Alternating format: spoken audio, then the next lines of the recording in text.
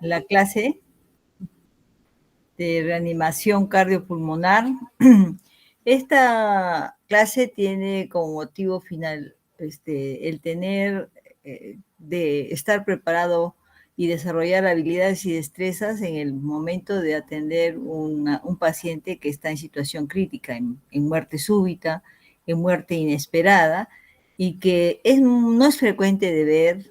Yo cuando hice mi internado más o menos habría visto 3 paros en todo el año que fue del internado. Sin embargo, eso no quita que capaz en la guardia de otros días yo no haya visto eso, ¿no? Sino en lo que me tocó ver, no es frecuente, ¿no?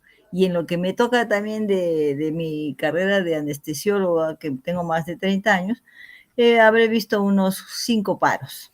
Entonces, no es frecuente, pero cuando se presenta, tenemos que estar con el protocolo como si fuera parte de nuestro vivir diario, activo, para poderlo poner en práctica en cualquier momento, ¿no? Entonces, eso le compete si hay para hacer reanimación básica, que son con los personales paramédicos que se entrenan.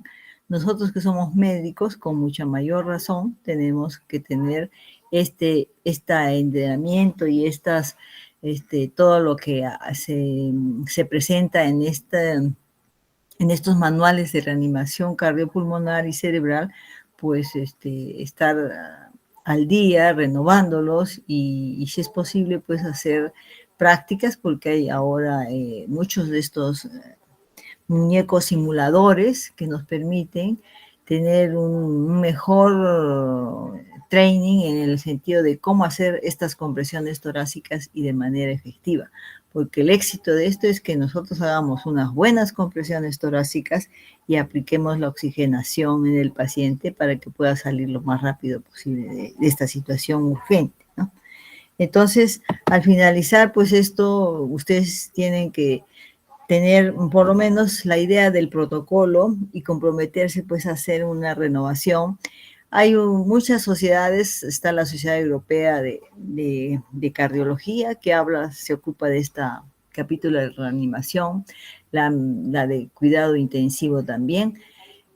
Nosotros mucho seguimos a la American Heart Association, que también tiene su protocolo del RCP. Hay videos de cómo hacer el RCP, ustedes pueden entrar a cualquiera por YouTube y es muy aleccionador. Nosotros en el centro de simulación tenemos muñeco para hacer este entrenamiento de las compresiones y la oxigenación. Incluso tenemos un muñeco que lo estábamos usando para hacer prácticas de intubación. Lo que pasa es de que ahora, como hay la huelga de los docentes, pues no puedo ir al centro de simulación porque los docentes que están ahí atrincherados vayan a decir que estoy rompiendo la huelga. Y yo pertenezco al sindicato de docentes. O sea, esto va a quedar postergado hasta cuando se solucione la huelga y ustedes todavía estén probablemente finalizando esta rotación en noviembre, y buscar un día para que en ciclos de 6 alumnos podamos ir al centro de simulación a hacer esta práctica, que es simple, pero que yo creo que es una experiencia que deberían tener todos. En cuanto a la reanimación, pues tenemos que definir qué es paro cardíaco, ¿no? Cardiorrespiratorio. Entonces, esa es la definición del cese inesperado de la función cardíaca o respiratoria, y simultáneamente ambas, y que pone pues en circunstancias inesperadas y en riesgo de volver a reanimarse este paciente, y con todas las posibilidades de que tenga un éxito esta reanimación y despierte y pueda caminar y reincorporarse a su vida diaria. Las causas del paro son muy variables.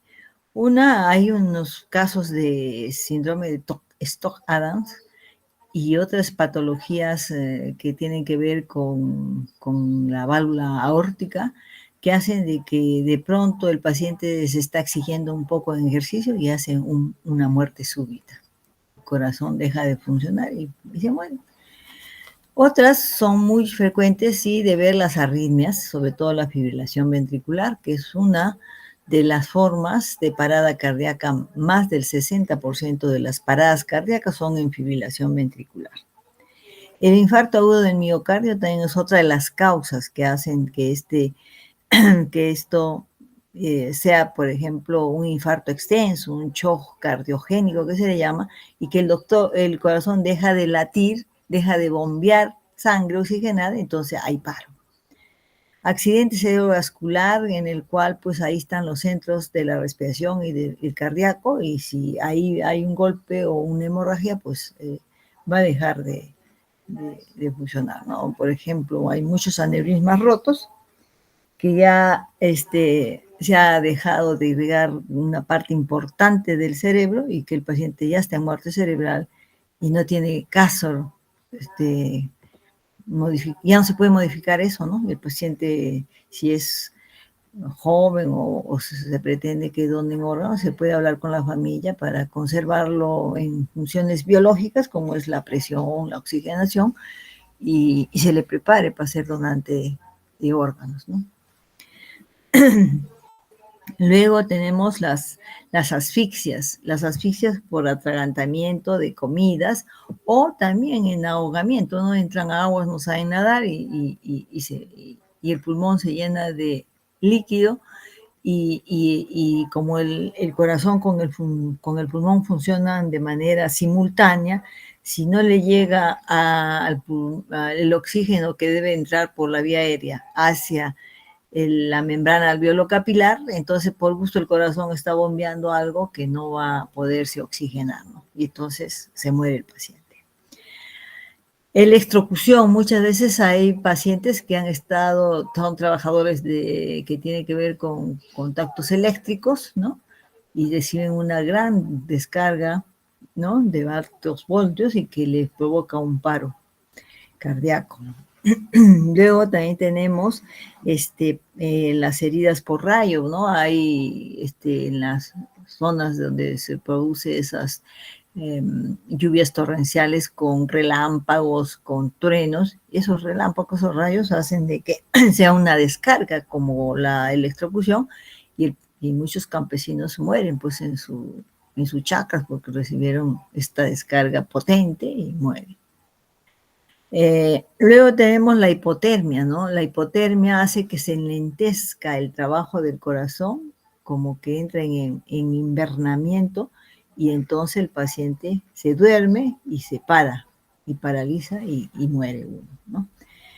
Luego la sobredosis de drogas, sobre todo porque deprimen la respiración, hipotensa, y eso es una causa que va a llevar pues al paro cardíaco y respiratorio. Un trauma, sobre todo el torácico, ¿no? Aparte del cráneo encefálico, de gran magnitud.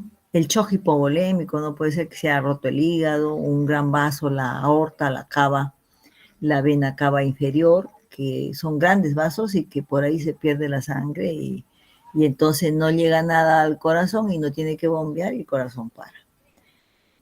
Y intoxicación por alcohol también, ¿no? En exceso, pues el paciente también muere. Acá no están, por ejemplo, los metabólicos, donde está el coma hipoglicémico, el coma diabético, el coma urémico, el coma hepático, que también hace trastornos en la función desde el cerebro y ahí hay paro cardíaco también. Y por último, trastornos hidroelectrolíticos, sobre todo con lo que tiene que ver con la presencia de niveles de potasio, ¿no? La hiperpotasemia y la hipopotasemia hacen producir paradas cardíacas, la hiperpotasemia en diástole y la hipopotasemia en sístole. Entonces, hay una serie pues, de estos que se van a valorar después de que el paciente salga del paro. Lo primero es que nosotros diagnostiquemos el paro y nos pongamos a realizarle estas maniobras del RCP que están protocolizadas internacionalmente. No es algo que nos hemos inventado nosotros, sino que cada 5 años se revisan estas y se vuelve a mejorar, ¿no? Yo que tengo tantos años en solo he visto variantes grandes en cuanto a estos protocolos de la reanimación.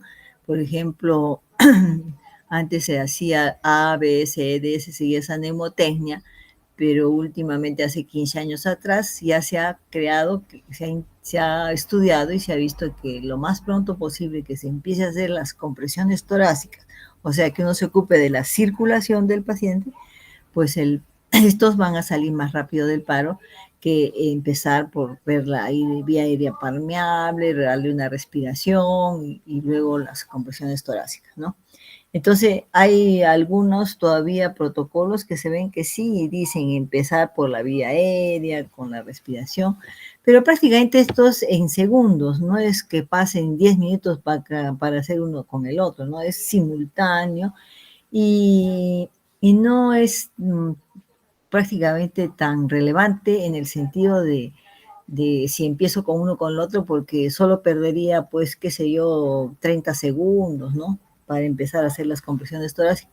Pero se recomienda en estos protocolos que se debe empezar cuando una vez que uno diagnostica el paro, se debe de empezar con las compresiones torácicas y luego hacerse cargo de la vía aérea.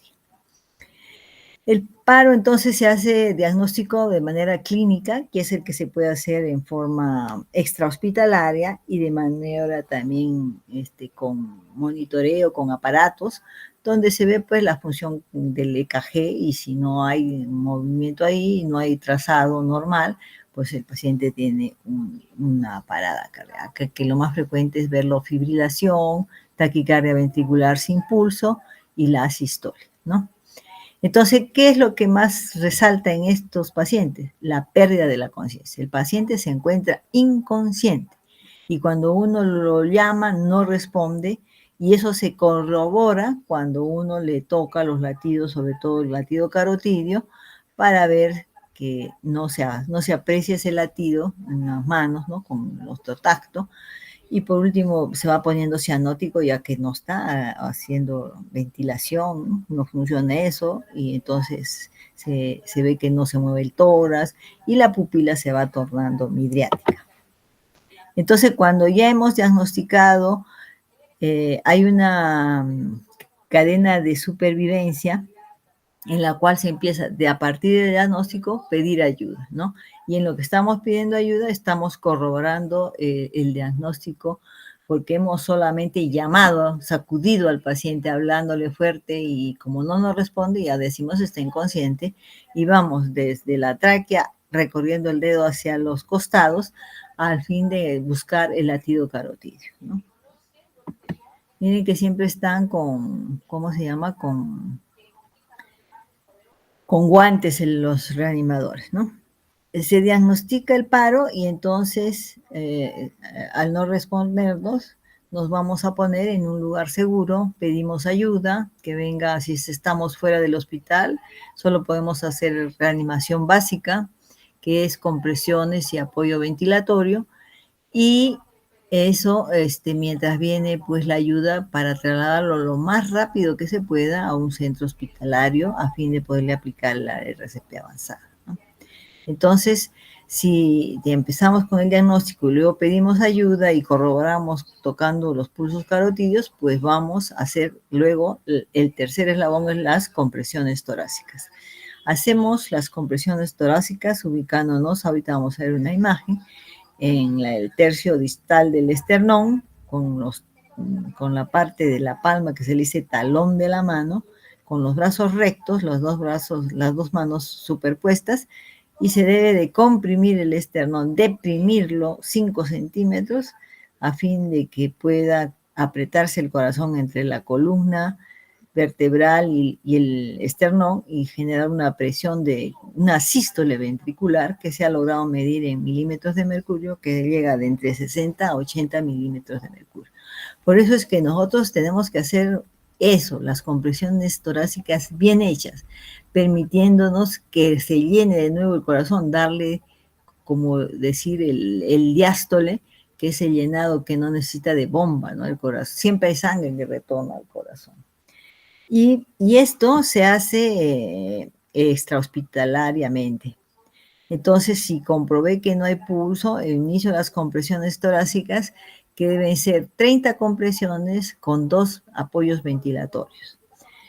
y tratar de que cuando venga la ambulancia, esa ambulancia nos traiga el desfibrilador externo automático, que es un DEA se le llama, y que deben de tener las ambulancias de transporte del paciente crítico con fuente de oxígeno también. Entonces, diagnosticamos, pedimos, acá hay otro eslabón que falta, que es el de diagnosticar, pedir ayuda, luego las compresiones todas. Miren cómo se ha puesto el reanimador, ¿no? Y en el centro donde está la parte distal del esternón, con los brazos rectos, con el tórax, con el peso de su tórax, deprime el esternón, ¿no?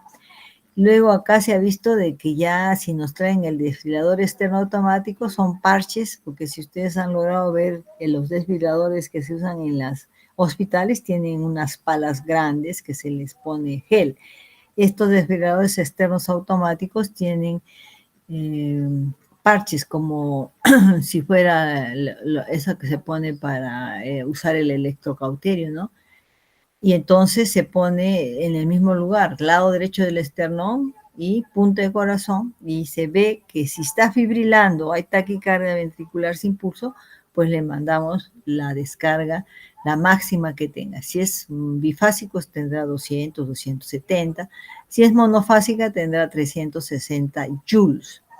Inmediatamente vamos haciendo en la camilla de transporte, ahí estamos haciendo las compresiones torácicas, el apoyo respiratorio y viendo si necesita desfibrilación o no, pero lo más rápido que se pueda, el paciente debe ser trasladado al centro hospitalario más cercano, ¿no? Entonces, la cadena de vida o de sobrevida está reconocer, diagnosticar, activar el sistema de emergencias médicas, realizar la RCP básica, que viene a ser con compresiones torácicas y apoyo respiratorio, y luego viene el DEA para hacerle la desfibrilación precoz, y ya si se puede, se intuba, ¿no?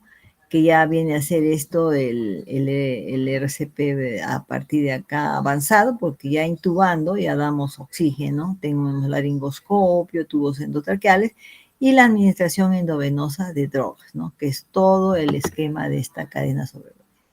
Entonces, en los adultos, acá dice 15 a 2, en realidad es 30 a 2, ¿no? Estoy haciendo 2 y ya se está dejando de lado de hacer la respiración boca a boca. Lo que se hace es este apoyo con este ambú resucitador, ¿no?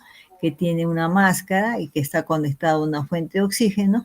Y entonces, si ya somos dos, ella hace 5 compresiones y el otro hace una ventilación, ¿no? Esa es la relación.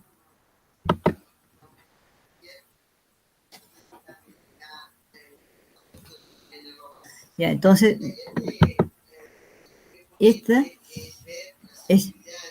esta, por ejemplo, es la reanimación del niño, del lactante, del neonatito, que se hace con 2 dedos. Mire, se supone que nuestra pierna es algo superficie dura, pero siempre debe estar lo mejor sobre una madera o en el suelo.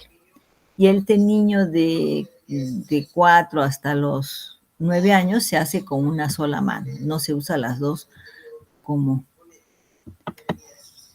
Entonces, cuando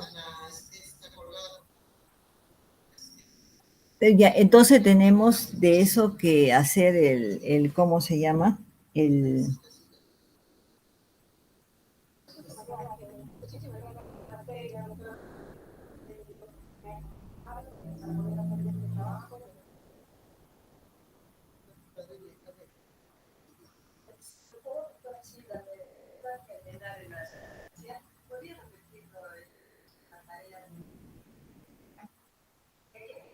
Ya, y entonces tenemos la reanimación avanzada, que, que viene a ser igual, se diagnostica porque estamos en el hospital, hay monitores y nosotros podemos ver si está fibrilando en taquicardia o en asistolia y aplicar el desfibrilador. Entonces se pide ayuda, siempre se perifonea, va el intensivista para poder coger la vía aérea rápidamente, el cardiólogo con su coche de par donde está el desfibrilador, y también tiene una serie de ampollas de adrenalina o epinefrina, que es lo que se utiliza en estos casos, ¿no? Entonces, cada 2 minutos se cambia de reanimador, porque hacer esas compresiones, que en realidad cada 2 minutos habríamos hecho 200 compresiones o 240, porque sea de 100 a 120 dentro del minuto, ya nos cansamos y para hacer una buena depresión respiratoria, pues se busca tener esa compresión adecuada con nuevos y nuevos que puedan, con todo su esfuerzo, hacer esa depresión de 5 centímetros del esternón, ¿no? Y si se puede usar el desfibrilador externo automático, pues bueno, ¿no? Ahí está la oxigenación, esta es la figura de la fibrilación, ¿no? Cómo se ve un trazado de fibrilación, esta es la taquicardia ventricular sin pulso, y esta es la asistolia, una línea isoeléctrica donde aquí ya no tiene caso desfibrilar, ¿no? El desfibrilador, hemos dicho, punta de corazón, lado derecho del esternón, y ahí debe estar su rótulo que dice esternón apex, dice, no confundir estas manoplas, ¿no? Entonces, en forma simultánea se hace 5 compresiones, 2 respiraciones. Incluso hay que subirse en esta banqueta para adquirir esta posición recta de los brazos y con el tórax poder hacer esas compresiones, ¿no? Entonces, ¿qué usamos? El oxígeno al 100%, la adrenalina, que viene en ampollas de 1 mililitro, 1 miligramo, y se debe poner cada 3 a 5 minutos porque su tiempo de acción es de 5 minutos. Entonces, para que siempre esté bajo el efecto de adrenalina, hay que ponerla cada 3 a 5 minutos. Y en el paciente pediátrico se da razón de 0,01 a 0,2 miligramos por kilo de peso. La vasopresina también se puede usar, ¿no? Nosotros no siempre tenemos, que se empieza con 40 unidades por vez y luego se empieza a seguir poniendo adrenalina. La atropina a veces se usa, a veces no, más se utiliza cuando, por ejemplo, ya está saliendo del paro y se ve una bradicardia extrema, 20, 25 latidos por minuto. Entonces, ahí hace efecto la atropina porque tiene un efecto más prolongado que la adrenalina, que 5 minutos, dura 3 horas, y tiene también la forma de ayudar a la fuerza de contracción, mejora la frecuencia cardíaca, ¿no? Y la amiodarona, que es una droga que se utiliza cuando hay una fibrilación ventricular refractaria a 3 desfibriladas, entonces se hace un bolo de amiodarona de 300 miligramos y se vuelve a hacer una desfibrilación. Y amiodarona es un antiarrítmico que permite pues que pueda responder a la desfibrilación, ¿no? Y en los niños se da a razón de 5 miligramos por kilo de peso. La lidocaína, muy rara de usar si es que no tuviéramos amiodarona, podría hacerse el sulfato de magnesio usado en un tipo de angina que es la torsada de Point, y el bicarbonato, que es controversial, pero que se da cuando ya has pasado más de 5 o 10 minutos, donde consideramos que ya hay una acidosis metabólica, porque es la droga de elección para la acidosis metabólica, ¿no? Acá vemos, miren, la adrenalina, la ampolla 1 mililitro, 1 miligramo, y después de que ya sale del paro, pues lo que tenemos que hacer es los cuidados por resucitación. Todo paciente debe de ir a una unidad de cuidado intensivo y ahí hacerle monitoreo invasivo, control de la acidosis, de la diuresis, de la presión arterial. A veces se tiene que poner en bombas de infusión noradrena por un catéter venoso central, se mide la diuresis horaria, se hace la reposición de esta acidosis metabólica de manera paulatina, en tiempo, no se hace de un simple borrón. Debe de estar en ventilación mecánica con bomba de Pojol, por ejemplo, para que disminuya la convulsión, la presión intracerebral y el consumo de oxígeno. Se debe dar fenitoína, manitol para evitar el edema cerebral y protegerlo al cerebro de esta forma, además de puede ponérsele en hipotermia, ¿no? Y a usar un calcio antagonistas como es la nimodipina.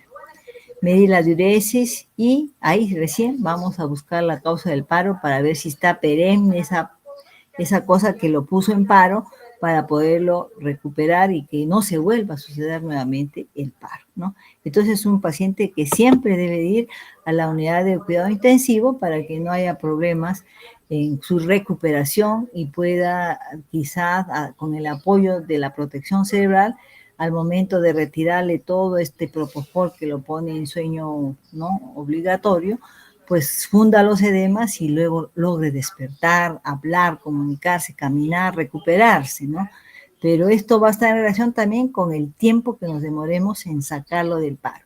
Si lo sacamos en 2 minutos, 3 minutos, 5 minutos, tiene una probabilidad de salir bien librado, pero si ya demoramos 15, 20, ya lo más probable es que haya un daño neurológico en la neurona, ¿no?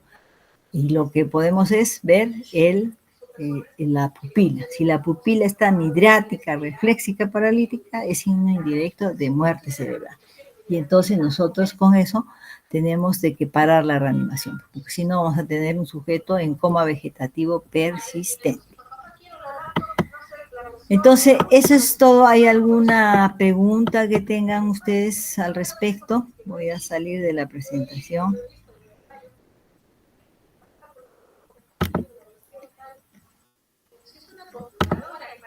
¿Hay alguna pregunta que tengan, alguna duda?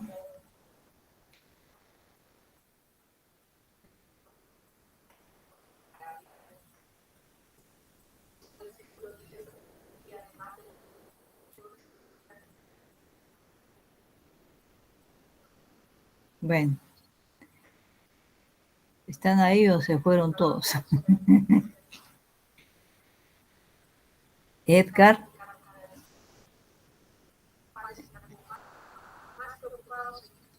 No, sí, aquí estamos, doctora. Doctora, Bueno, estamos acá.